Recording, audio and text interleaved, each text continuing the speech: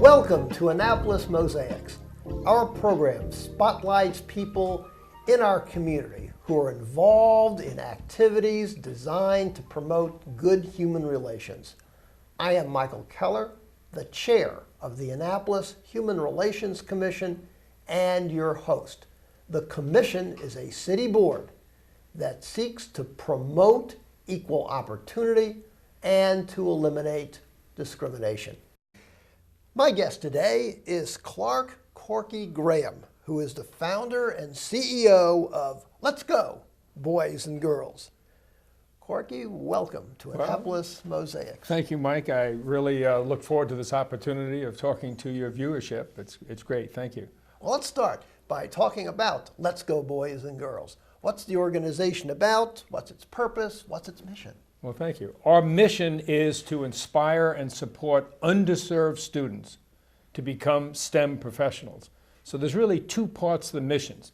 Key is underserved students, which means that we are contributing to alleviating the cycle of poverty here in Annapolis. Okay. We choose to work with students that families are struggling from an economic standpoint. The second part of the mission is to become STEM professionals. So our contribution to the children is to introduce them to STEM education. Now, why STEM? First of all, STEM is an acronym for science, technology, engineering, and math.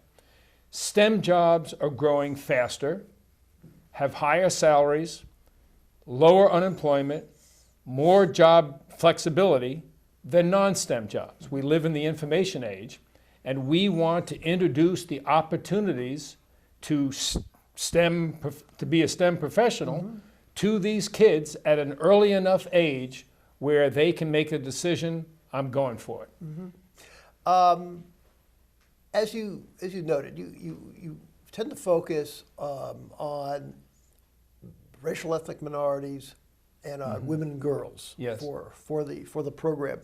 And we know that nationally that there is a deficit or gap Yes. of U.S. students who are entering STEM fields. That's why it's so critical. Right.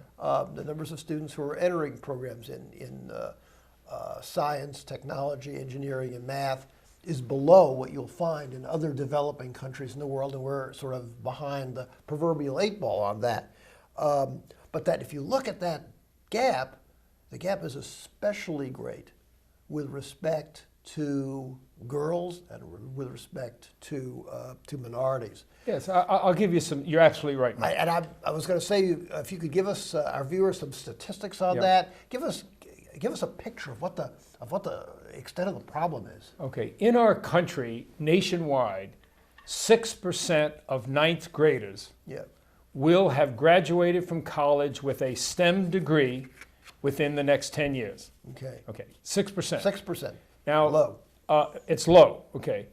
Asian American ninth graders, there's about 18%. They are overrepresented. Okay. White Caucasians are about 6%, they're the average. But African Americans and Hispanics are about 3%. So they're underrepresented by a factor of 200%. Also, women are underrepresented by a factor of 100%. Now, why is that? It's not that there's lower capability. They just don't get introduced and inspired early enough. So that's what we want to do. We want to give the minorities and females the inspiration to say, I could become a STEM professional, contribute to the country, and take and realize all the advantages in a STEM professional career. So that's what we want to do. Okay. Your programs are organized into 3 broad areas of interest. I'd like to talk about each one of them and let you provide some detail. The first is science engineering. Right. Well, first of all, I'll say we start early with the kids, as early as kindergarten. Oh, okay. Our focus is kindergarten through 8th grade. That's when we have to get the attention of the kids. And there's 3 functional areas that we provide this introduction. science and engineering, Right. where the kids come in and actually do science and engineering experiments. They act like scientists, they act as engineers and do everything that I did in my professional career, but on a small level. The next functional area is robotics. Okay. The kids design, program, operate, test a robot, an autonomous robot, which is a system. And they do things that professional engineers do. And then the third is math enrichment, and of course math is the language of science and engineering. So those are the three functional areas. And I'll add that we encounter the kids in an after-school environment mostly, or in a camp environment. And using an athletic analogy, our program is a gigantic head fake, using an athletic analogy. We know these kids don't want to leave school and immediately go into another hour or two of homework time. I mean, it would be nice, but they're not going to do it for most part. So we have fun. And when they have fun, they come back. And they don't know that they are learning as much in an after-school informal environment as they are in school. And then we can observe the kids in this environment, and we can identify which ones have the interest and spark. And then once we identify those high potential kids, then we provide them with a holistic support system, developing their hard skills and soft skills that are necessary to be successful in the information age. You partner with schools and youth organizations that are interested in offering STEM education programs to students. How has that business model worked for you? First of all, you're right. We are not a brick and mortar operation. We're very low overhead. We want all the money that comes to us to go right to the kids. So we partner with Title I schools. Title I schools have a certain percentage of students that qualify for free or reduced lunch, which means low income. We also partner with youth organizations like a Boys and Girls Club. We're all 6 Boys and Girls Club here in Annapolis, in Anne Arundel County with help. So we go where the students are. And then we enable those organizations to deliver our curriculum. So we train the teachers, we train the staff, and then those teachers can go back into their classroom during the school day, and they are better, they're more capable and more inspired to talk about science and math and the opportunities to their kids. They become better teachers. So we provide them with professional development. Now you mentioned that your organization works with children from kindergarten through 8th grade. Is that pretty much what you focus on? 2 questions. The first is, from what jurisdictions do you draw the students? Is this something that is regional? Is it focused just very here locally in Anne Arundel County? Where do you draw the kids from? Our program started right here in Annapolis, at the Annapolis Boys and Girls Club, the Bates Boys and Girls Club, right on West Street. And then we went into all of the Boys and Girls Clubs here in Anne Arundel County, and then into a number of the schools. But our footprint overall is the Tri-City region of Annapolis, Baltimore, Washington, D.C., and surrounding counties. And that is a very large potential student population. So we focus within the commuting distance of our small team. How many students are you currently serving? We serve about 2,500 students a year in 25 locations in those 3 cities. And we're only limited by my ability as the CEO to raise money. And we're only scratching 1% of the student population that needs us. So clearly, there's a lot more potential. You provide support beyond middle school in any way? And if so, in what ways? Well, I'd say the unique element of our program is what we do in the back end of the program. Let me explain. The front end of our program are the activities we deliver to the children. The back end is what we do after the activity is over. And we have a very rigorous student tracking system. We register every student, and we want to stay in contact with them forever. Okay. So we want to know what did they do as they transition from elementary to middle school, on to high school, on to post-secondary school, and the workforce. So we know what students are now in high school and are matriculating to college. And then, quite frankly, we want to know how many enter the STEM workforce. Now, longitudinal student tracking is very challenging and costly and time-consuming, but we want to answer the fundamental question: how many students have entered and are persevering in the school-based STEM-enriched programs because of our intervention, because of our out-of-school intervention. We want to know how many kids are taking honors in AP, math, and science, or going to a STEM magnet school like South River High, right here in Anne Arundel County, because of what we did in an informal out-of-school environment. And then we want to be accountable to our funders, and we also want to analyze our data to know what are the factors that influence those students and their parents to make the commitment. And then once we understand those factors, then we can optimize those. We can design around those. So we're a very accountable organization. And we have a saying in our small 10-person team: it's not enough to feel good at the end of an activity. We want to know, what impact did we have?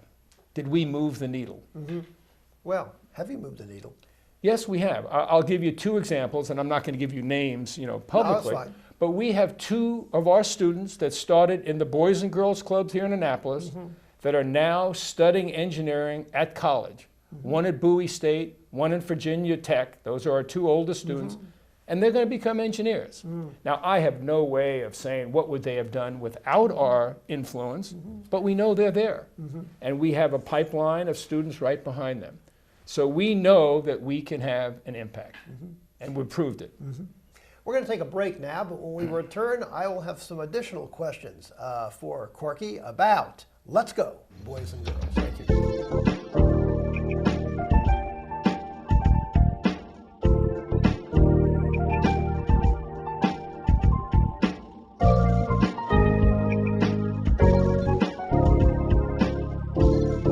We're talking today with Corky Graham, who is the founder and CEO of Let's Go Boys and Girls, an organization that seeks to increase the number of females and racial ethnic minorities who are taking up so-called STEM fields. That's science, technology, engineering, and math. There's a great deficit nationally in terms of participation by these groups in STEM classes and courses. Corky, let's take a look at instructors here. Instructors have the greatest impact on student success. I think it's fair to say Absolutely. that.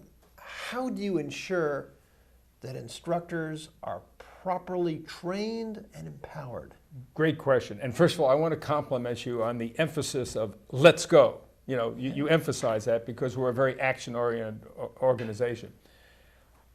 Clearly, teachers in the classroom are key to success of our children, in addition to their parents. We go in and train the trainer. Our small staff used to deliver the activities, but now we have more students and more locations, so we train the trainer. We're training the teacher, we're training staff members of youth organizations, and we train volunteers and interns, that is our oldest students and college students, to come back. We've had wonderful volunteerism from the U.S. Naval Academy. Midshipmen coming in, and what could be better, seeing a midshipman, an inspiring role model. So we train the trainer, but after we train them, our staff is very diligent to come and visit the sites to make sure the quality standards are maintained. And then we're always on the end of a phone and an email to help the instructors that we've trained. So we're very, we emphasize high quality delivery to the student, And then we follow up with surveys to make sure we're maintaining our standards.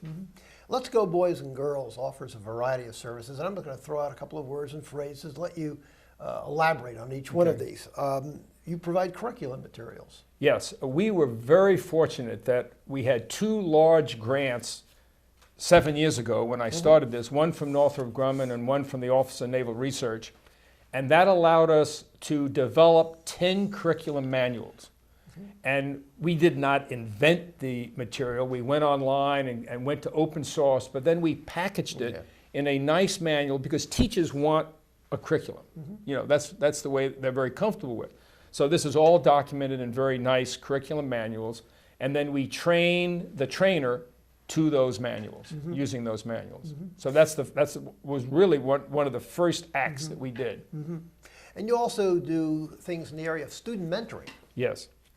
Well, you know, once we cannot mentor, we don't have the resources, 2,500 students. Yeah, right. But we can mentor those students that keep on coming back to our activities. We have a terminology, we call students that have taken 3 or more 10-hour activities, we call them STEM candidates. Okay. And then once we get them to register as a STEM student in school, we call them STEM students. So about 20% of our students are either STEM candidates or STEM students. Those are the ones that we want to mentor. We want to provide workshops for soft skill development, how to dress, how to talk, how to manage money, how to write resumes, how to apply to college. I mean, practical things, the soft skills. So we know that they're beginning to develop the hard technical skills in our program and in school, but we want to provide them with things that they need to know and be embedded in them to be successful. You also offer a STEM speaker series too, don't you? It's very important. We want to get role models in front of these kids. So we go out and recruit professionals from Northrop Grumman, from government agencies, from the Naval Academy, and to come in and talk to the students.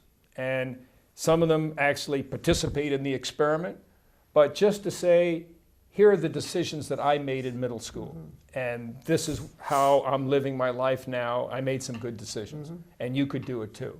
So getting midshipmen in front of the kids is fabulous.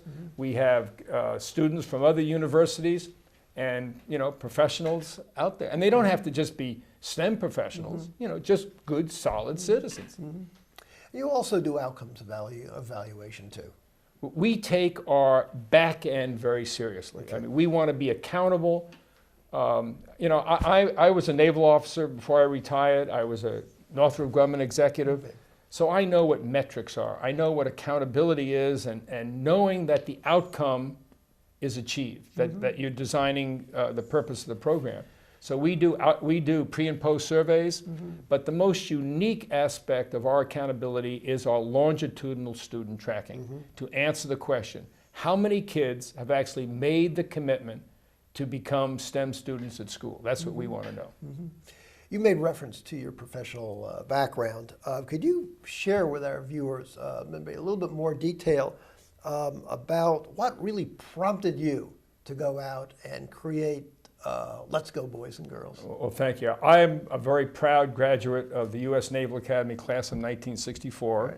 Go Navy. Then Navy sent me to MIT to get a PhD in engineering, and then I served in the Navy for 30 years, commissioned service. And during that time, my role to contribute to the Navy and the country was designing and building the best Navy ships to win the Cold War and now in the war on terrorism.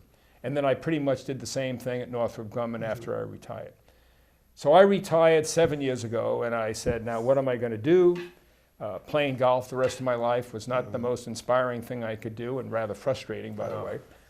And I really, honestly, with humility, felt I was at the top of my game, you know, from an intellectual standpoint, from the ability to take on large-scale challenges facing the country.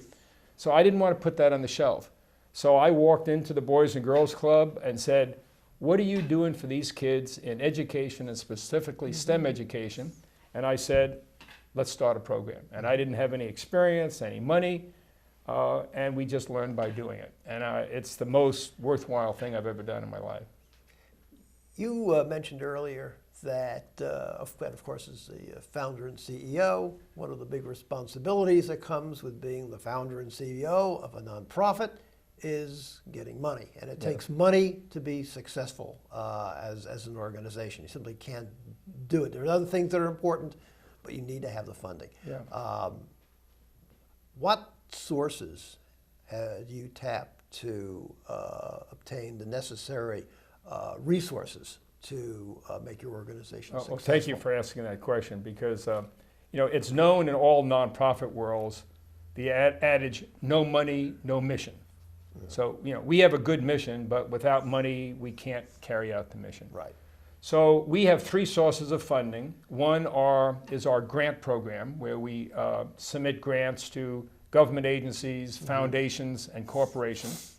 The other is contributions from private individuals. And the other is earned revenue, where in some cases our partners have the money to pay us for our services. Okay. And in the grant area, we're very proud that we've gotten very good continuous funding from the Jacobson Foundation, which is an Annapolis-based foundation, from Northrop Grumman, from the U.S. Navy, from Tower Federal Credit Union, Sovereign Savings Bank, PNC Bank, have all been continuous funders. We're very grateful. And we're a member of the Chesapeake Regional Tech Council, and in their great give, which they have done, we participated in that and got private donations. So yes, I'm the CEO, and I spend 90% of my time raising money, and the other 10% is doing the strategic thinking and planning. I have a very capable CEO, Dr. Margie Shea Moore, that kind of does the day-to-day drive, and I've got to go ahead and raise money. So it's always a challenging, and I always appreciate people out in Annapolis and in Maryland to help us. Yeah. Well, what aspects of the organization's work has given you the greatest satisfaction? Oh, by far is to observe the students. I get out of my home office and go to where the kids are, and just watching them perform and in enthusiasm, that keeps me going. And then talking to the teachers. So getting testimonies from teachers and parents and the students themselves, that's what keeps us all going. If you could envision the ultimate outcome for Let's Go Boys and Girls, what would it be, Corky? Well, let's say fast forward 10 years from now. Now, I'm 73 years old, and I intend to be doing this for another 20 plus years, so I've got plenty of time to do it. But let's say in 10 years, we now will have our students in the workforce. They'll be junior professionals, and I envision having a little bit of a get-together where not only do they come, but they bring their mentees. Okay. They bring the middle school students and elementary school students that they're helping, and they get up and tell these students, we're here because of Let's Go, and I want you to follow the same thing. So it's all about, the output of the kids. Yeah. Now, you talked earlier about the impact that one example, one student that you give as an illustration. Yeah. Do you have other stories that you could share with us that our viewers would like to hear about individual cases that really had an impact on you and which caused you to say, this is worth all of it? Can you share some of those stories? Well, I want to share one, and actually it's a story more from Baltimore than Annapolis, but they're our neighbors. That's fine. Okay. That's fine. We are partnered with the Westport Boys and Girls Club in Baltimore, and it's in a tough neighborhood. Okay. I mean, tough neighborhood. Yeah. And we started with them 5 years ago, and we started first to introduce our Robotics Academy, which is a basic training program where they learn the basics of robotics. And then in the next fall, they formed the first Lego League robotics team, which is a competitive team. As a rookie team, they went and competed and won a position at the state championship tournament, which is remarkable for a rookie team. And they performed so well that they got one of the 9 awards. This is a rookie team from an inner city. And those parents and the teachers and those kids knew that they could compete on an academic, intellectual level with the best in Maryland. That was inspiring. Now, that team is now 4 years old, and 3 of the 4 years they've been invited back to the state tournament. 2 of those students are in Baltimore Polytechnic, which is probably the best STEM high school in the area. And I don't think those 2 kids would have been there. I mean, and those 2 Polytechnic students come back and serve as junior coaches. So I mean, that's pretty inspiring. I mean, that team knows that they can do it. Corky, I'm sure that our viewers would like to learn more about Let's Go Boys and Girls. You have a website that they can take a look at, a telephone number. Could you share that with our viewers? Yes. Our website is letsgoboysandgirls.com. So you just have to remember that. And we're pretty proud of the website. And on the website, there's lots of good information, but there's also a donate button. And so we sure are looking for people to financially support. There's a volunteer button. So would like you to volunteer and become involved. Please contact me. My personal number is 443-994-3730. I'd love to talk to you individually. We're very enthused about what we do and can use all the support we can get. Thank you for viewing our program today, and please join us again on Annapolis Mosaics. If you would like more information about the Annapolis Human Relations Commission, please jot down the information on your screen. You can reach us at 410-263-7998 or by email at hrcommission@annapolis.gov. Also, check out our page at the City of Annapolis website.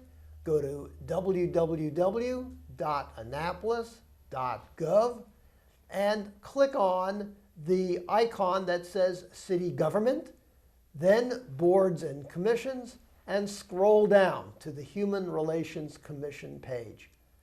And always remember the words of Dr. Martin Luther King Jr., who said, "We have flown the air like birds and swum the seas like fishes, but have yet to learn the simple act of walking the earth as brothers and sisters."